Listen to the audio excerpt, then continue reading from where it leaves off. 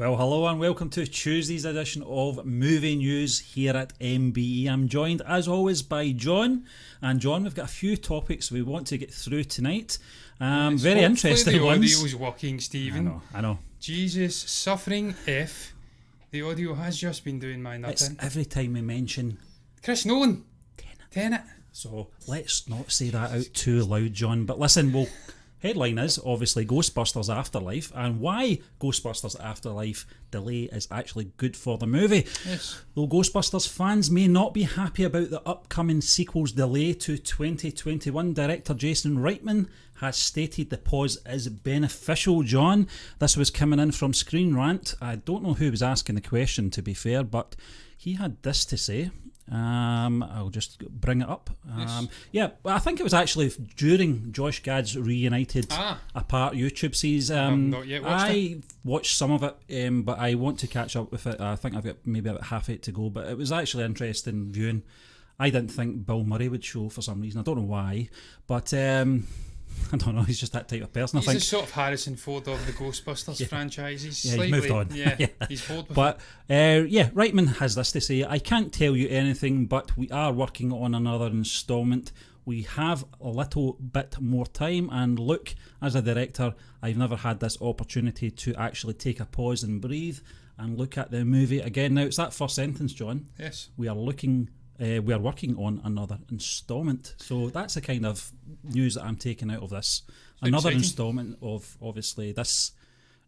I technically would class this the fourth Ghostbusters film. Obviously, Afterlife is the third one. Stephen, look, it's very exciting, and what it tells me, well, I will prefix this. I'll go off on a short little tangent after I've said why it perhaps is very exciting. Maybe prefixing and with a short little caveat why it might not be so exciting, with a very crucial example from fairly recently. But it's exciting because perhaps the studio is showing some, I don't know, positivity towards what Jason Reitman has crafted with this movie. They're showing signs that he has not got a lemon on his hands, but he has in actual fact got a pretty damn good movie with some decent performances in there, that he's went down a route which is good for the future of the franchise. We spoke about this, Stephen. We were slightly underwhelmed about the prospect of another Ghostbusters movie after that 2016 abomination with Melissa McCarthy. Could you blame us? No, you can't blame us. The franchise was looking pretty dead. Yeah. But then he's come in, son of Ivan Reitman, or Reitman, whatever you call him, who of course was involved in the original movie. Perhaps the first two, I'm not sure. Certainly the first one. He's a man who is very much got enthusiasm and love for this franchise, for the mythology which has been laid down in this franchise. Yeah. And as a result, he's hopefully crafted a story which is get the meats and bones of a franchise renewer and reinvigorator, restarter, whatever adjective you want to use. Maybe, just maybe, he, with the younger passing of the baton story and the steady hand of perhaps a Paul Rudd in there, guiding him along, like Chris Pine with Gal Gadot and Wonder Woman. Yeah. Maybe he's created magic, but the prefix, the caveat I was going to mention is studio greenlighting perhaps a sequel before the first one's even out doesn't necessarily mean the movie is good. No. Rian Johnson was greenlit with a new Star Wars trilogy about 2-3 months prior to the release of The Last Jedi. Look how that movie turned out. I recall us waxing lyrically about Rian Johnson's brilliance. Now, Looper, Brick, he's got a great Star Wars movie. No reshoots, it must be amazing. They're showing confidence. John, we were all keen for him to direct that film. You know, he's a great director, Stephen. He is. Just not in big franchises, but with pre-established mythology and heroes. Yeah, just going back, John. Obviously, we don't know too much about the plot other than what we've seen in the sort of mini trailers we've seen, over the last few months. Yes. It does seem to. I don't know what happened there. Yeah. It does seem to point in the direction that Harold Ramis's character, or Ramis, his character has still got a part to play in this, and I don't mean making any appearances. I don't think. Is that how you call it? Is it Ramis? I think it's Harold Ramis. I call him Ramis. Some of them did pronounce it that way on the Josh Gad thing, so I think it's just the way we say things. Bowie, that kind of thing. I know he's my father up, but it's most definitely Bowie. Yeah, but listen, I think that's going to be a big part of the story in this. I think it's going to obviously be his family that's going to be involved in some way, to to bring the original guys back. Is Bill Murray casting this? I don't know. This appearance on Reunited Apart seems to suggest that perhaps he is, in some, maybe in a minimum role or something like that, but he was hanging around. I think it was Vancouver. Yeah, that's right. Or some Canadian city where they were shooting. Yeah. And he did appear, and he had some meals with the other cast members. Yeah. And they were heavily hinting he's a part of the movie. I think he is. I think it is a passing of the baton, John, to be honest with you. I think you're going to get the likes of Dan Aykroyd back in there. Ernie Hudson, I want to say as well. So you're going to get a lot of them back. The one thing I did notice from what I've seen from Reunited Apart on Monday night, I think it was, they all seem to speak fondly about the original film. Some good times. Bill Murray surprised me a lot. The amount he remembered, he was laughing. He had some really nice things to say about Harold Ramis as well. That answers the question. Yeah, it does, because we talked about that obviously in the ill-fated movie review we did on Friday night. We will be doing that one again, Groundhog Day, again, ironically. Yes. So, that's what I get from it anyway, John. I think it's you're talking about March, isn't it? This film's now penciled in for, so 2021. we will go into that in a little minute, actually, about 2021. But I'm not too fussed about it. I think the first trailer was the car in the barn, wasn't it? It was a bit of a letdown. The second one was pretty good though. I liked it. The emphasis on the young cast, the effects were there. There was just enough. Paul Rudd was outside the fire station, the old building, wasn't he? So he's sort of obsessed with the old tech Ghostbusters tech and whatnot. We all are, But just a great blending of fan service and nostalgia, and a new, exciting, hopefully vibrant cast to take it further forward. Because look, we've seen this, Stephen, when they try to rejuvenate old franchises and they bring back all the old gang, and for whatever reason it just doesn't work. The chemistry's not there, the spark's not there. As you did say in that reunion thing with Josh Gad, though, doesn't seem to be the case with this. But you have to move on. These guys are getting older, and pass it on to a new generation who hopefully have the zest, the excitement to take the story forward. Furthermore, whatever the hell you want to call it. I don't know even why I said furthermore. That's like Edgar Allan Poe. Yeah, I think, John, the fact that Jason Reitman is mentioning another instalment says that he's pretty confident that he's got something good going on. But we'll have to just wait and see. We'll find out in March. But this in 2021, that is. But listen, we're going to continue on the 2021 topic, John, and it's every franchise movie releasing in 2021. We kind of touched on this a few weeks ago in regards to a sort of backlog of big films that have had to be rescheduled just because there's not enough room at the tail end of the year. We talked about obviously the Academy Awards having to extend that period of nomination as well. But listen, we're just going to rattle through a few of these. In fact, we'll rattle through all of them because I think there's maybe 10, 15 of them, and some of them I don't know. But one of the things I did pick up when I was going through the list earlier was there's a hell of a lot of sequels in here, not a lot of original films, but that seems to be the case anyway. It seems to be the growing trend. But first up on 1st of January is Escape Room 2, John. This is obviously a sequel to the original horror hit from 2019, directed by Adam Robitel. So I don't know about yourself, if you know much about that. No? Okay, no. We'll move on to Mortal Kombat, which is coming out 2 weeks later on the 15th of January. I kind of remember there was a film... Mid-90s. Yeah, it was around about the time Street Fighter 2 came out at the same time. But that's terrible. Yeah. This can't be worse. This is James Wan's production company, though, Atomic Monster Productions, that are doing this one. Who knows how to do an action film? If you watched Aquaman, frenetic action. Yeah. He was involved in that. I think he directed that, if I'm correct. Coming out the same day, though, John's Peter Rabbit 2, The Runaway. I know that you did a review on the first one, did you? I can't remember. I may very well. Yes, I enjoyed it. Yourself or Kevin, I can't remember. But I watched Dominic this. Monaghan. I watched this. Not Dominic Monaghan. Domhnall Gleeson. Domhnall Gleeson, that's one.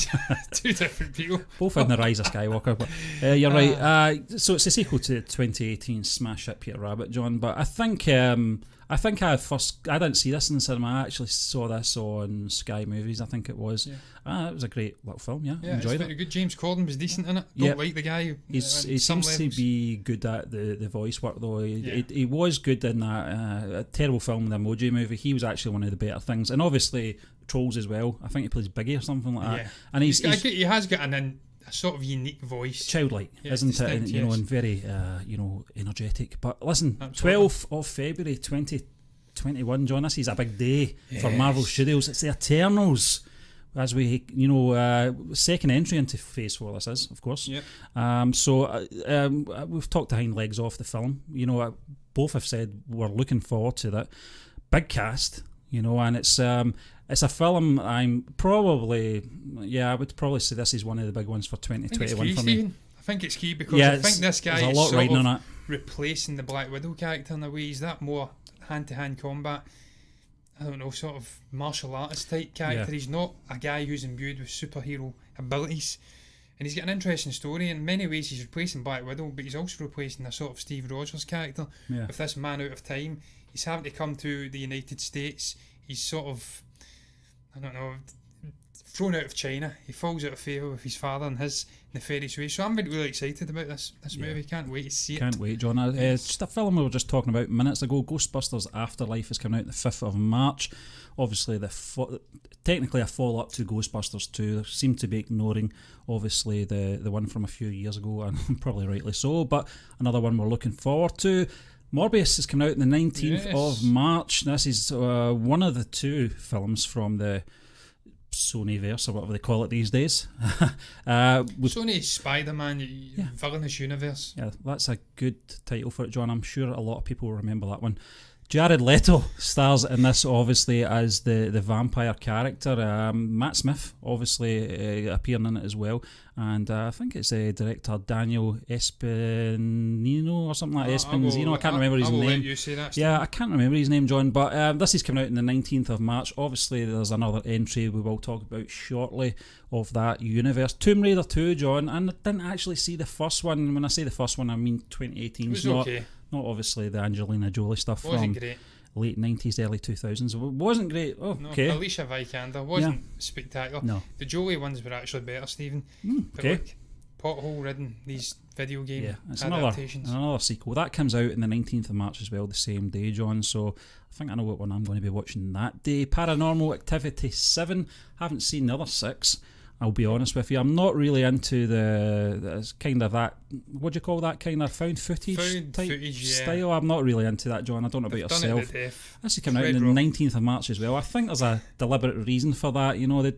They're going to blame it obviously on Morbius when people don't show up at the theatres. Boss Baby 2. I don't know if you will go and see this, John. Did you do a review for this as well? Kevin, I can't remember. Yeah, it was there for me. It was your man Alec Baldwin who voiced the baby. Yeah. It was a decent little one. And he's returning to voice it, John, so that's a good sign. It's not going to be one of those... Very concerned about your camera, Stephen. I feel like we are going to have a wide shot ensuing very, very soon when it cuts out and it has to be sorted. But hopefully not. Yes, well, fingers crossed. But listen, that comes out a week later on March 26th. Fast and Furious 9, John, on the 2nd of April. I don't really have much to say about that. I've not seen the other ones. I'm not really that fussed about them, to be honest with you. One I've seen was, I think, 7.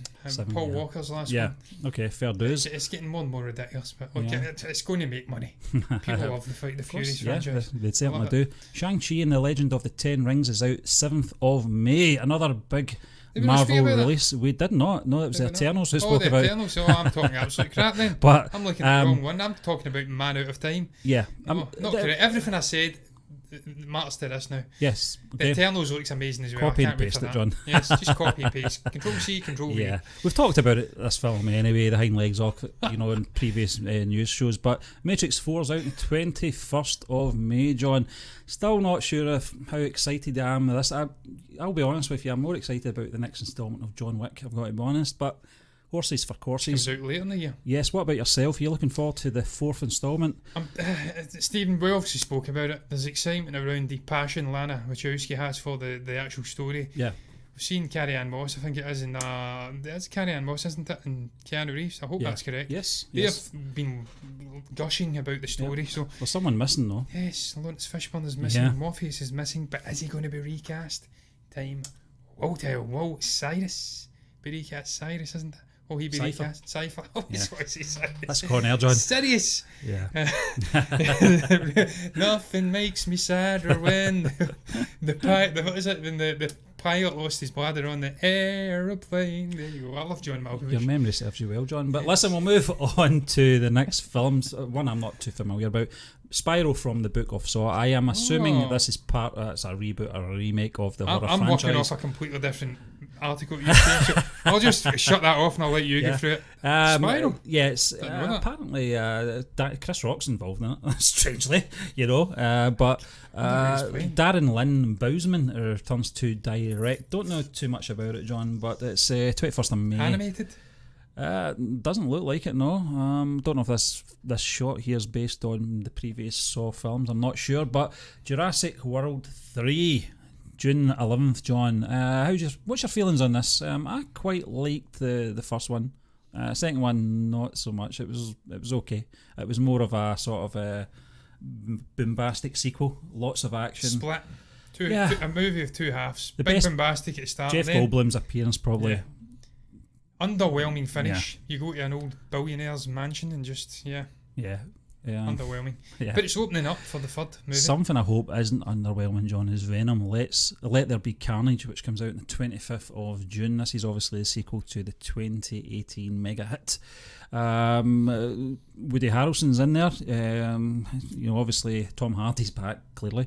Andy Serkis replacing Ruben Fleischer as director as well. So could be a different, clearly is going to be a different style and different tone to the film, but let's hope it's for the better. Put together great, the two of them. Apparently really great relationship. He's apparently an actor's director. I like the first Venom. I get that, yeah. So he's a great character, and Hardy was great. I'm looking forward to it, John. But Minions: The Rise of Gru comes out on the 2nd of July. This is a sequel to the first Minions film. I don't know what your feelings are in that. I just hope it's better than Despicable Me. I wasn't really that perplexed about it. I wasn't really perplexed about the Minions film, to be honest with you. Stephen, but my daughter liked the first one. She liked that. She preferred that to Despicable Me. I know a lot more people prefer it the other way around, but for some, I think it's a kid's sort of viewpoint. We're coming from here. But yeah, it comes out on the 2nd of July. A couple of weeks later, John, a long-awaited sequel, Space Jam 2. Yes. I'm trying to remember what age I was when that. 1995 was it? I can't remember. 96. Mid to late 90s. I was 20, John. I was 20 when this came out. Yeah, Space Jam. Loved it. Loved it, man. Yeah, so Love Michael Jordan. It's going to, it's long awaited. Jeffrey Jordan. Yeah, so man. Listen, it's got all the Looney Tunes in there, so I'll be watching that. Big fan of them. But Hotel Transylvania 4, John. I'm assuming Adam Sandler and the gang are back for this one. Yes. This comes out on the 6th of August. The third one performed so well at the box office. We remember it well because we were doing box office chat at the time a couple of years ago.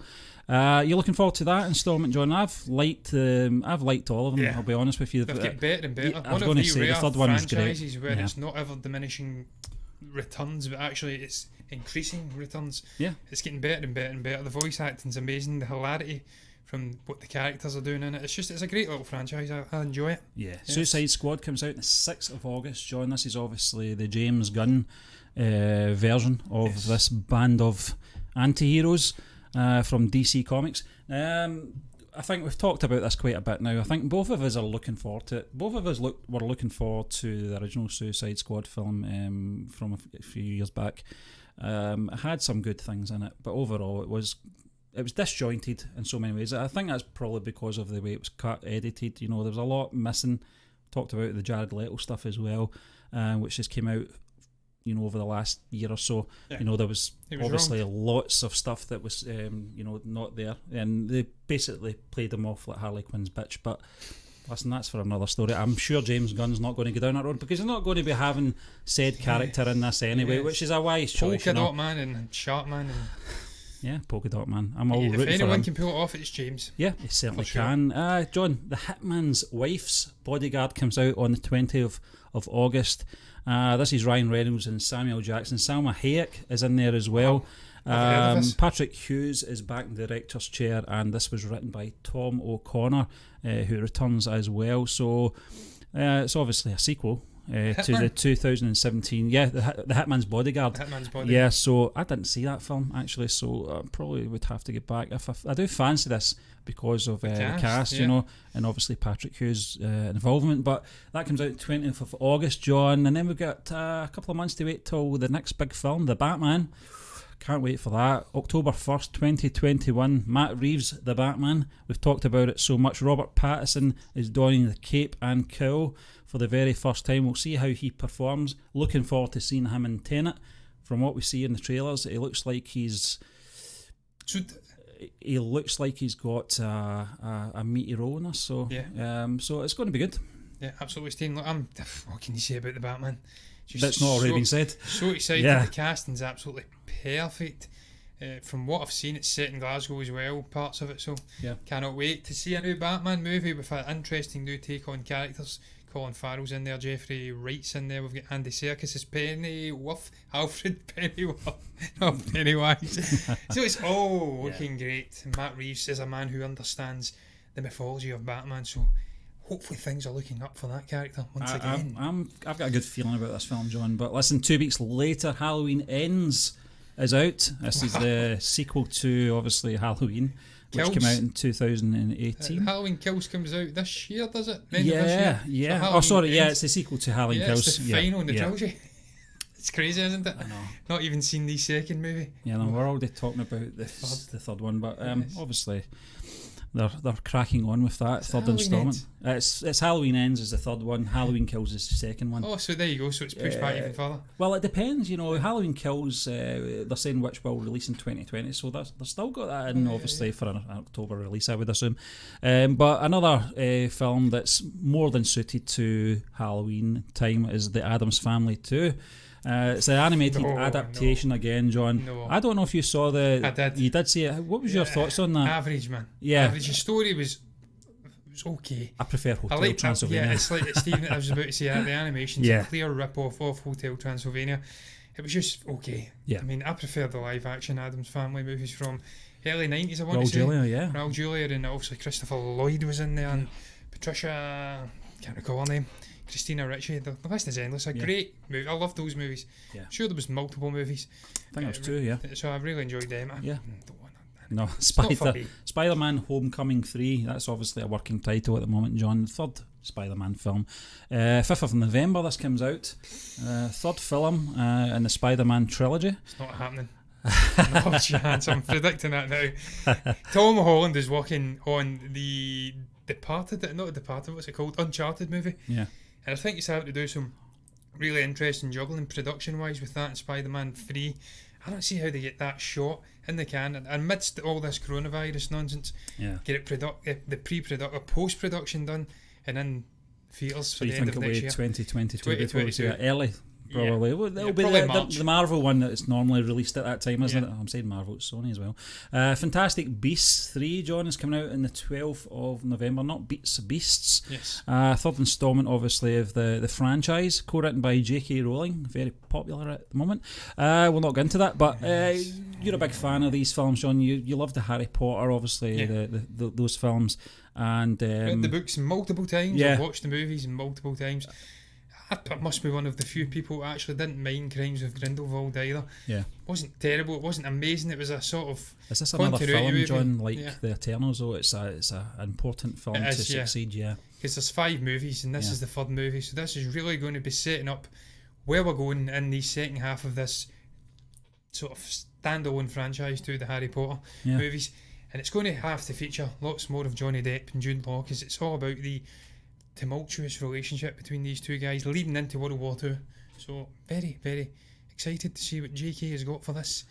I know a lot of people are not a fan of her right now, and I'm not getting into it either. No, but listen, one thing we will get into, John, is another film franchise that excites you. It's Mission Impossible. Yes. 7th instalment comes out on the 19th of November, and your man Christopher McQuarrie is at the helm again. What's your thoughts on this? Very excited, Steve. Love what the guys did with the previous 2. It's all interconnected. It's a similar sort of continuity going on with the villains, the sort of nefarious hiding in the shadows organisations.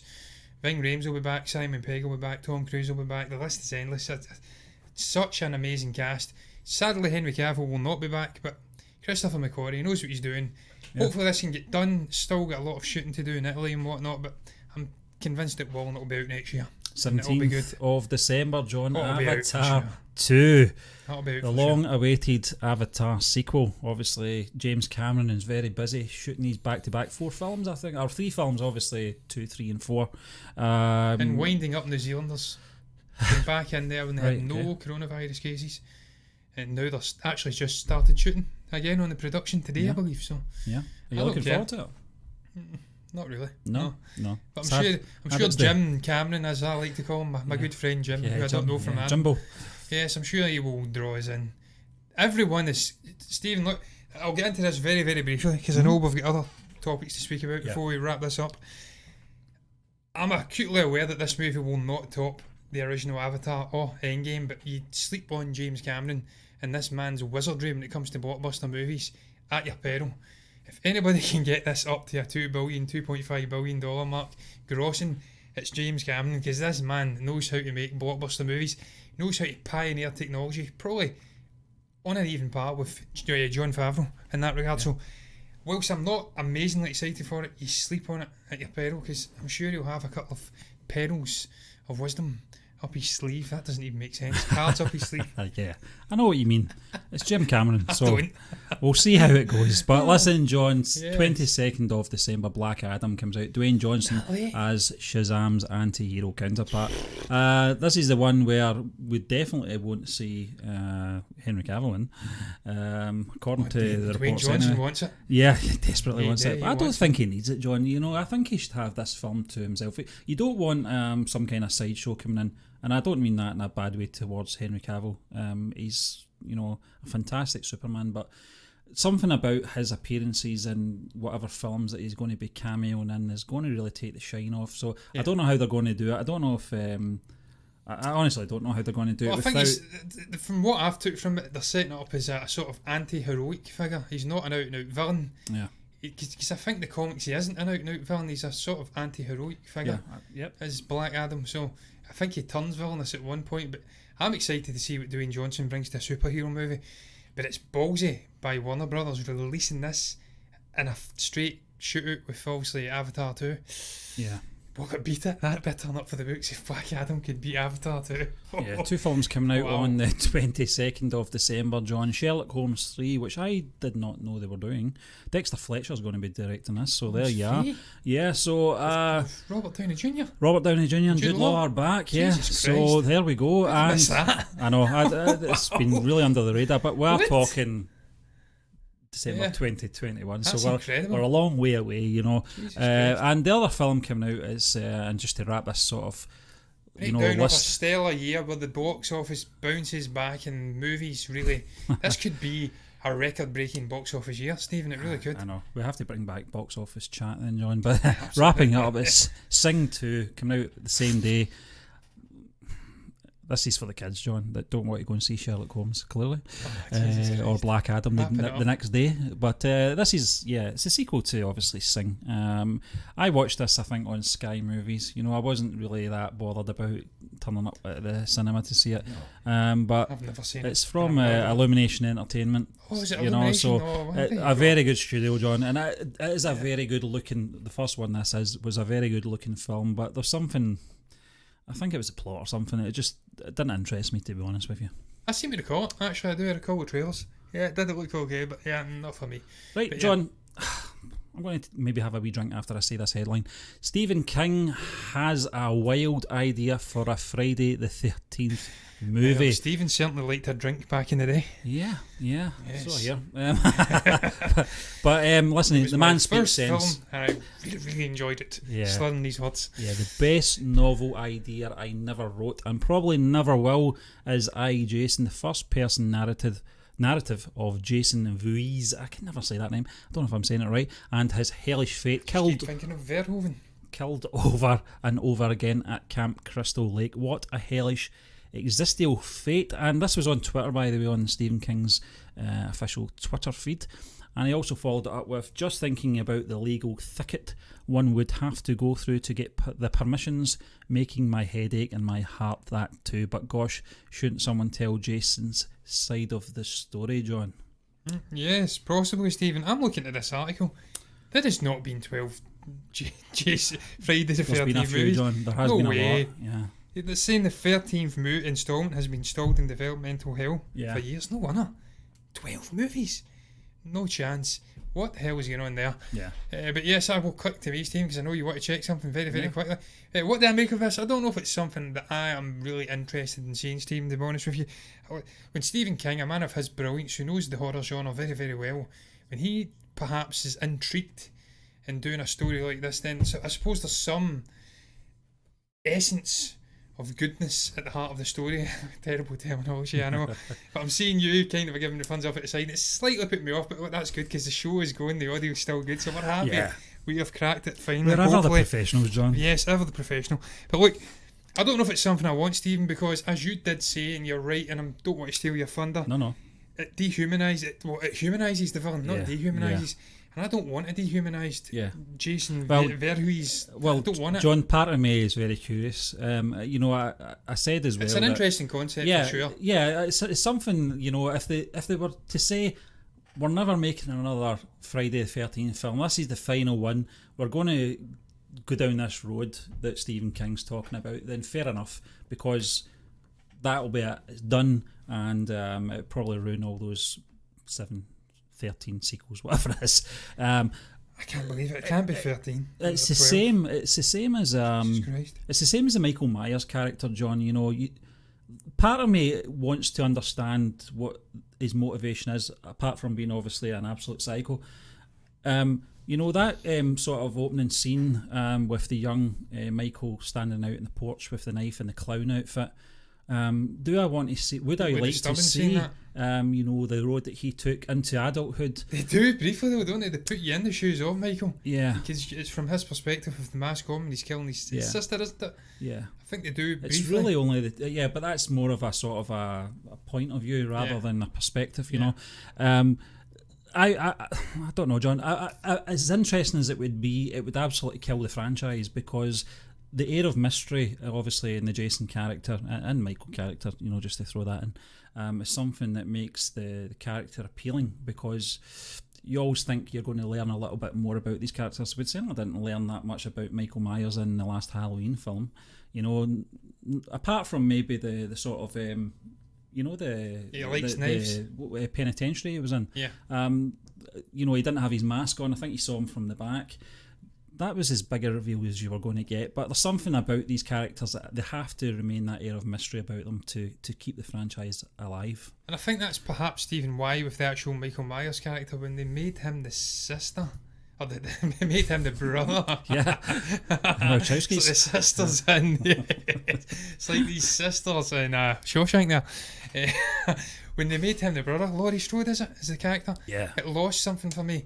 And they went all paranormal, and I don't like that. I don't like it. I like humanised, if that makes sense, antagonist, where it is a human. He isn't some demon, and he's just a deeply disturbed guy who wants to mete out violence, and he's a psychopath. That's in some ways more disturbing because you could be living with people like that. Whereas demons, for me, ghosts don't exist. I've never seen a ghost. I'm 31. Don't exist. So they're not real. I think, I think, John, we both disagree with Stephen the King. Concept's nice. Yeah, it's a nice concept. And look, they can't really do anything worse with the franchise because if it's 13 installments in, maybe if Stephen King wants to take his shot at directing again, then perhaps he could. He's read Jason. I haven't, so I've not either. He's in better grounds to argue the point that it should be made. So. And he's got more experience in writing stories and film work as well. So Stephen King. So you're still wrong, Stephen. Right?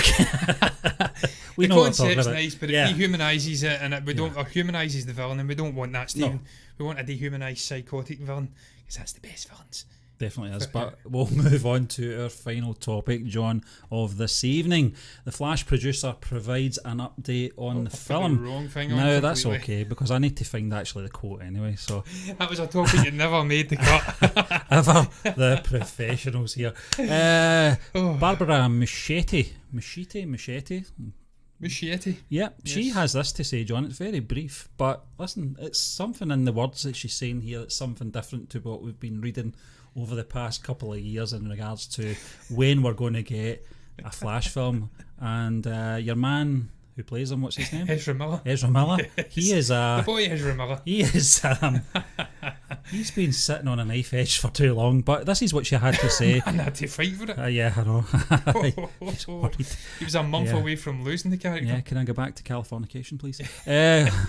You pay my rent. His Radio Clyde 261, yeah. Well, listen, Barbara had this to say. She's obviously the wife of Andy Muschietti.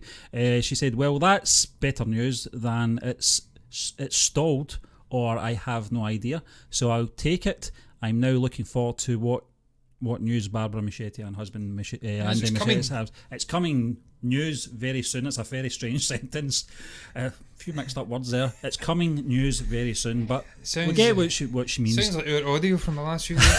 It's coming news very soon. But what's your take on this, John? It's we're talking 5 words here, but it's 5 positive words, isn't it? Stephen, it's not locked in developmental existential hell like Gambit and Channing Tatum's Misery we were talking about. Jason Vero, who's in Friday the 13th, being locked in hell. That movie's locked in hell. This movie's not locked in hell. And we are hopefully going to see some news about it very soon. I think Ezra Miller will not calm down until he's on location. Absolutely, yes, Stephen. Because look, as I did say, the man fought very hard for it, fought vigorously. He was very, very close. I think he was maybe a month and a half away from losing this movie, losing his grip on what's his name? What was the character's name? I actually don't know. Just the Flash, the actual character though. Oh, Barry Allen. Barry Allen. I was going to say something else. He was close to losing it, and he had to fight hard. It's not Barry Scott. No, not Barry Scott. He had to fight hard for a darker take on the character. The studio were blowing back. They didn't want that. They wanted to follow in the same sort of suit as the Flash, the Shazam movie and Aquaman, lighter, more bombastic, upbeat movies. They wanted to get away from the Zack Snyder darkness, and so he had to fight tooth and nail for this character and his view on it. He fought against, I think, the original director or producers, and then he's won clearly because he's still playing the character, and it's coming at some point. We're going to get some news. Barbara Machete is waxing about how it's news coming soon. I'm excited to see what the news is. It was one of the light. It was one of the sort of lights at the end of the tunnel. Characters in the Justice League and Dawn of Justice as well. A very minor role in obviously Dawn of Justice, but Ezra Miller. I don't really want to see anyone. I don't want to see the character being recast. I think he deserves a shot at this. It wasn't the worst thing, in the Justice League. No. Some of the best scenes involved him actually. I liked his immature nature in the film. Stephen, the worst thing in the Justice League was the Justice League. It was the story. It was crap. And the villain was a bit. Steppenwolf, terrible. And everything else, just crap. But look, I'm excited, man. I stole your thunder there, Stephen. I'm sorry. You're okay. I don't know what you were going to say at all because I never let you say it. Once again, just jumping in. But I'm excited to see Ezra Miller. I love the guy. I think he's a great actor. I'm amazed he's actually still doing this movie after having an altercation with someone in a bar. I think he pushed at a woman or something like that, and it get framed rather dodgily. I don't know if he was in the right or the wrong, but clearly nothing's came of it. No. He's not Johnny Depp. He's not going to be demonised. If anything, John, it shows his passion for the character, and how much he's desperately want to play this character and show what he can do in his own standalone movie. Absolutely, Steve. But look, I ain't got much more to add. I'm going to go to the other dual screen so I can actually wrap it up in a slightly better, more professional manner. And that absolute abomination from last night. Not the main show. No one has probably watched because the audio was terrible after 15 minutes, but the little video we posted first. But look, guys, what do you make about this Ghostbusters potential sequel, and also Jason Reitman saying that this delay is perhaps for the best? It's letting him articulate his thoughts. What's your thoughts on Stephen King's idea for Jason Voorhees, whatever his name is, Friday the 13th movie? I Jason. Sounds like I Tonya. We're not going to have Margot Robbie in there. Hopefully not. What's your thoughts on 2021 and all its myriad of blockbusters, and The Flash perhaps finally coming out of developmental hell and having an update from Barbara Machete? Had to think about that. That's concerning. Machete. If you have anything to say at all, you can comment below and let us know what your thoughts are down below in the comments section. And also like the video if you've enjoyed it, and you can subscribe to the channel if you want to see us giving more content. It'll be me on my lonesome tomorrow. That will be interesting. If you subscribe, you'll see us, and if you don't, then you won't. And I will bid you farewell on that note.